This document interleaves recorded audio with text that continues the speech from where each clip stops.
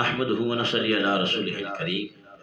اما بعد فاعوذ بالله من الشیطان الرجیم بسم اللہ الرحمن الرحیم محمد رسول اللہ صدق اللہ مولانا العظیم ان اللہ ملائکتہ یصلون علی النبی یا ایھا الذین آمنوا صلوا علیہ وسلموا تسلیما الصلاۃ والسلام علیک یا سیدی یا رسول اللہ وعلی آلک واصحابک یا حبیب اللہ۔ نہایت ہی واجب احترام سامعین و ناظرین، آج کے سلسلہ نمبر 143 میں نبی پاک صاحب الولاق صلی اللہ علیہ وسلم کے نام مبارک کے کمالات اور برکتیں عرض کروں گا۔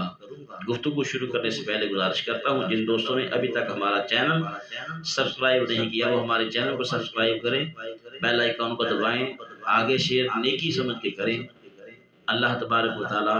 انشاءاللہ العزیز ہمیں ان کے برابر ثواب عطا کرے گا جو اس کو سماعت کریں گے۔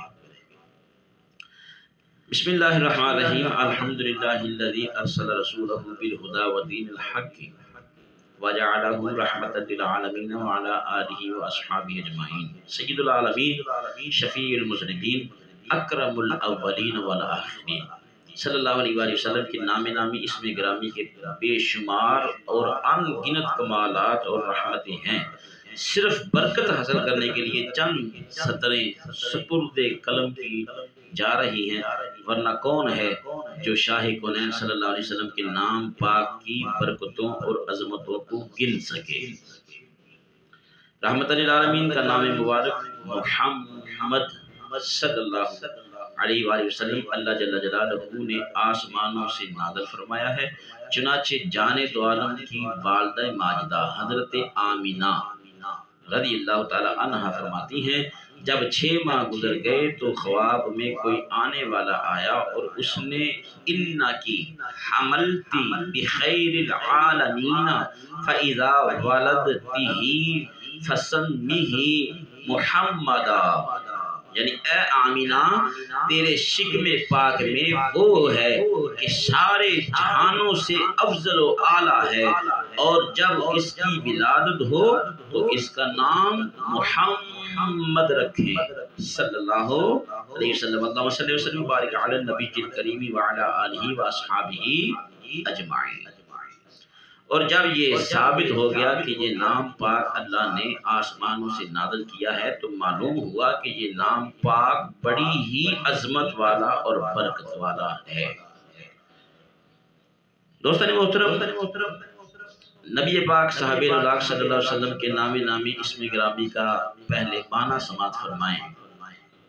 لفظ محمد حمد سے مشتق ہے اور حمد کا معنی ہے مدح، تعریف، سراہنا، لہذا محمد کا معنی ہوا وہ ذات جس کی مدح و تعریف کی جائے۔ نیز ملا علی قاری رحمت اللہ علیہ نے فرمایا محمد مبالغہ کا صیغہ ہے اور مبالغہ مطلق اس کا مقتضا ہے کہ اس کی بار بار اور بہت زیادہ تعریف کی جائے، اور تعریف کے لائق وہ ہوتا ہے جس میں کوئی عیب، کوئی نقص نہ ہو۔ مثال کے طور پر ایک مائکروفون ہے، کوئی شخص کہے کہ یہ نہایت خوبصورت ہے، پائیدار اور مضبوط ہے، بنانے والی کمپنی بھی بڑی مشہور و معروف اور ذمہ دار ہے، اور یہ مائکروفون ہر حیثیت سے بے مثال ہے، تو سننے والے کو اعتبار آ گیا کہ واقعی یہ مائکروفون تعریف کے لائق ہے۔ لیکن اگر کہنے والا اس مائکروفون کی تعریف کرتا کرتا یوں کہہ دے کہ یہ ہے تو ہر حیثیت سے بے مثال مگر اس کی آواز صاف نہیں، آواز میں کھٹ پٹ ہے، تو صرف ایک عیب کی وجہ سے وہ مائکروفون تعریف کے لائق نہ رہا۔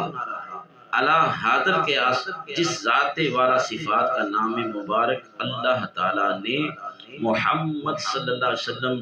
نازل کرے وہ ذات یقیناً ایسی ہوگی جس میں کوئی نقص، کوئی عیب نہ ہو، کیونکہ وہ محمد ہیں صلی اللہ علیہ وآلہ وسلم، اور جس چیز میں معمولی سا بھی عیب ہو وہ محمد نہیں ہو سکتا۔ اب آگے چلیے کہ کسی چیز کا علم نہ ہو،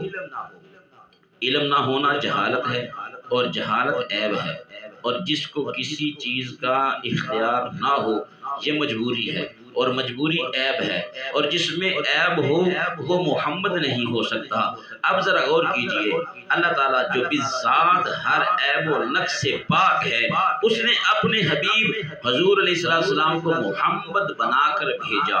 اور محمد صلی اللہ تعالیٰ علیہ وسلم میں عیب ہو ہی نہیں سکتا، اور ان کا کلمہ پڑھنے والے کہیں کے رسول کو غیر کی کیا خبر، ان کا کلمہ پڑھنے والے کہیں کہ رسول کو غیر کی کیا خبر، اور یہ کہ جس کا نام محمد یا علی ہے وہ کسی چیز کا مختار نہیں، اور رسول اللہ صلی اللہ علیہ وسلم کے چاہنے سے کچھ نہیں ہوتا، تو گویا ایسا کہنے والے شاہ کونین کو محمد نہیں مان رہے صلی اللہ تعالیٰ علیہ وسلم۔ ہاں بشر میں عیب ہو سکتے ہیں، محمد میں نہیں ہو سکتے، لیکن رحمت کائنات صلی اللہ علیہ وسلم بشر بعد میں بنے، محمد پہلے تھے صلی اللہ علیہ وآلہ وسلم۔ بشریت کا سلسلہ تو اس وقت سے چلا جب اس دنیا آب و گل میں ظہور فرمایا۔ اللہ تبارک و تعالی نے تو نور مصطفیٰ کو نام محمد پہلے ہی عطا فرما دیا تھا، اسی وجہ سے سیدی و سندی محدث اعظم پاکستان مولانا ابو الفضل محمد سردار احمد رحمۃ اللہ تعالی نے فرمایا کرتے تھے، جو لوگ حبیب خدا صلی اللہ علیہ وسلم کی ذات والا صفات کے متعلق کہتے ہیں کہ نبی کو غیب کی خبر نہیں، نبی کو فلاں چیز کا علم نہیں، فلاں چیز کا اختیار نہیں، وہ کلمہ یوں نہ پڑھا کریں لا الہ الا اللہ محمد رسول اللہ، بلکہ وہ یوں پڑھا کریں لا الہ الا اللہ بشر رسول اللہ، یا پھر عیب جوئی چھوڑ دیں۔ دعا ہے اللہ تعالیٰ بے عیب ذات میں عیب تلاش کرنے والوں کو نظر بصیرت عطا کرے کہ وہ بھی اس ذات والا صفات کی شان محبوبی کو دیکھ لیں جس ذات کو اللہ تعالیٰ محمد بنا کر بھیجا ہے صلی اللہ علیہ وآلہ وصحبہ وبارک وسلم۔ صحابہ کرام رضوان اللہ تعالیٰ علیہ مجمعین بھی نبی محترم صلی اللہ علیہ وسلم کو بے عیب مانتے تھے، چنانچہ سیدنا حسان بن ثابت رضی اللہ تعالیٰ عنہ اپنے اشعار میں لکھتے ہیں خلقت مبرئا من کل عیب کأنک قد خلقت کما تشاء، یعنی یا رسول اللہ آپ ہر عیب سے پاک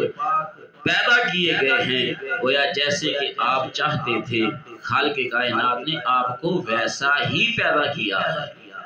یا رسول اللہ میں تو یہ سمجھتا ہوں کہ اتنے خوبصورت ہیں آپ میں کوئی عیب نہیں ہے، ہمیں تو ایسا لگتا ہے جیسے اللہ نے آپ سے پوچھ کر آپ کو بنایا ہو۔ یہاں مثال دے کر سمجھانے کی کوشش کی جاتی ہے، شاید کہ تیرے دل میں اتر جائے میری بات۔ ایک ماہر کاریگر نے اچھی چیزیں بنائیں، بعد میں اس نے اپنے فن کے اظہار کے لیے ایک نمونہ ایک کاریگری کا شاہکار بنا کر چوراہے پر رکھ دیا تاکہ لوگ آئیں اور اس شاہکار کی کاریگری کو دیکھیں۔ چنانچہ اس کاریگر سے محبت رکھنے والے اس کی اپنی پارٹی کے لوگ آتے گئے اور دیکھ کر حیران و قربان ہوتے گئے، واہ واہ کیا عجب چیز بنائی ہے، اس میں یہ بھی خوبی ہے، اس میں یہ بھی کمال ہے، اس میں یہ بھی کمال ہے، حسن ہی حسن ہے، کسی طرف سے کوئی نقص نہیں، بعدازاں وہ کاریگر کو جا کر مبارکباد دیتا ہے۔ اور وہاں کچھ وہ لوگ بھی آئے جو اس کاریگر کے مخالف پارٹی کے تھے، انہوں نے دیکھا تو بولے بھائی چیز تو اچھی بنائی ہے مگر یہاں سے ٹھیک نہیں۔ سبحان اللہ، کیسی مثال علماء عطا فرماتے ہیں کہ وہ مخالف جب آئے تو کہا کہ چیز تو اچھی ہے لیکن یہاں کچھ خرابی ہے، یہاں سے ٹھیک نہیں بنی، دیکھو یہاں یوں نہیں، یہاں یوں نہیں، وغیرہ وغیرہ۔ حقیقت میں وہ اس چیز میں عیب نہیں لگا رہے بلکہ کاریگر کی کاریگری میں عیب لگا رہے ہیں، اور جو کاریگر کی پارٹی والے ہیں وہ دیکھ کر خوش ہو رہے ہیں اس چیز کی تعریف کر رہے ہیں، وہ حقیقت میں اس چیز کی تعریف نہیں کر رہے بلکہ وہ کاریگر کی تعریف کر رہے ہیں، کیونکہ اس چیز میں اپنا تو کمال نہیں بلکہ اس میں کمال آیا تو کاریگر کی کاریگری کا، اس کی کاریگری کی وجہ سے آیا، بلکہ وہ کمال سارے کا سارا ہے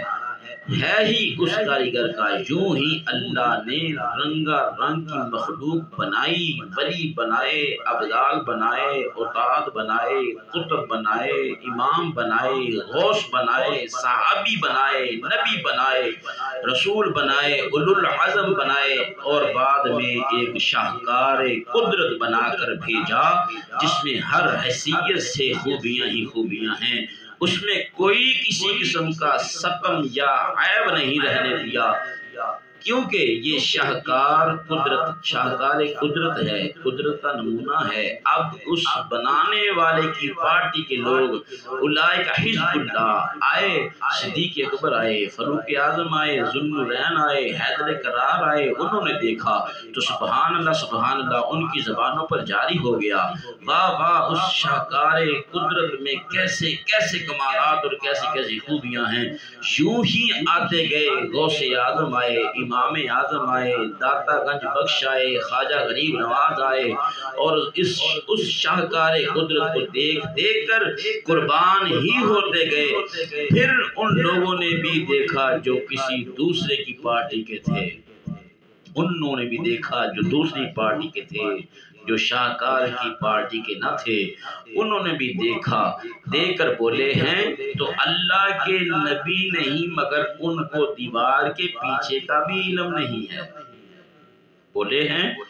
تو اللہ کے نبی مگر ان کو دیوار کے پیچھے کا علم نہیں ہے، ہیں تو اللہ کے رسول مگر کسی چیز کے مختار نہیں ہیں، ان کے چاہنے سے کچھ نہیں ہو سکتا، یہ تو آخر ہم جیسے بشر ہی ہیں، دیکھو یہ کھاتے پیتے بھی ہیں بلکہ ان میں تو سارے عوارضات بشریہ بھی ہیں وغیرہ وغیرہ۔ تو دراصل یہ لوگ اس شاہکار قدرت میں عیب نہیں لگا رہے بلکہ یہ بنانے والے کی قدرت کے ہی منکر ہیں۔ فَإِنَّهُمْ لَا يُكَذِّبُونَكَ وَلَكِنَّ الظَّالِمِينَ بآیات اللہ یجحدون۔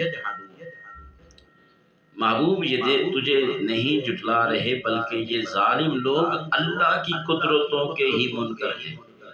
اللہ اکبر کبیرہ۔ دوستان محترم، محبوب یہ تجھے نہیں جھٹلا رہے، یہ ظالم لوگ اللہ تعالیٰ کی قدرتوں کے ہی منکر ہیں۔ میرے مسلمان بھائیوں ذرا سوچو تو صحیح، جس کو اللہ رب العالمین ہر نقص اور عیب سے، ہر خامی سے پاک بنائے، جس کے سر پر اللہ شفاعت کا تاج سجائے، جس کو رحمت للعالمین کے خلعت سے نوازے، جس کو مقام محمود کی نبی سنائے، جس کو حوض کوثر کا مالک بنا کر شادیانے سنائے، جس کو نبیوں رسولوں سے اور ملائکہ کرام سے اونچا کر کے سب کا سردار بنائے، جن کی شفاعت سے روز قیامت ہزاروں نہیں، لاکھوں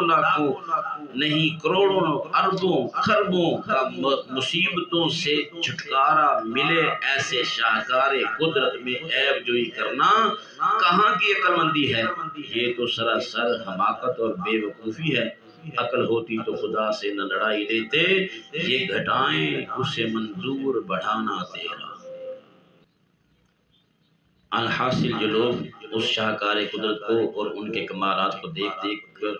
خوشیاں مناتے ہیں، ان کو قیامت کے دن جنت الفردوس میں وہ انعامات ملیں گے کہ ما لا عین رأت ولا اذن سمعت ولا خطر علی قلب بشر۔ اور جن لوگوں نے اس شاہکار قدرت، اس بے عیب ذات میں جس کو خالق کائنات نے بنایا ہی محمد صلی اللہ علیہ وسلم ہے، اس میں عیب جوئی کریں، انشنٹ باتیں بنائیں اور ان کو پکڑ کر ایسی جگہ پھینکا جائے گا، ان المنافقین فی الدرک الاسفل من